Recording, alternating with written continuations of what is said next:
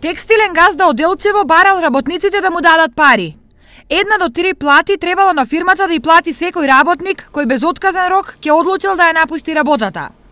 Ова е предвидено со член 84 од колективниот договор на фабриката во Делчево кој гласи: Ако работникот самоволно без причини од член 100 од Законот за работни односи даде отказ без отказен рок, работодавачот поради пореметување на работниот процес и настанатата штета има право да бара обезштетување во висина од 1 или 3 месечни плати, во зависност од работните задачи што ги извршува работникот. Ист ваков член кој е на штета на работниците само под број 86 е содржан и во колективниот договор за текстилна индустрија на Република Македонија.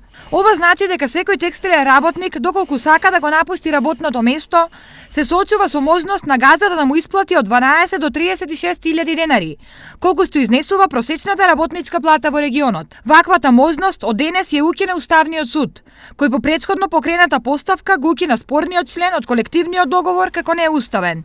Работниот однос се уредува со закон, колективен договор и со договор за вработување, при што со колективен договор не може да се определат помали права за работниците од оние што се предвидени со закон.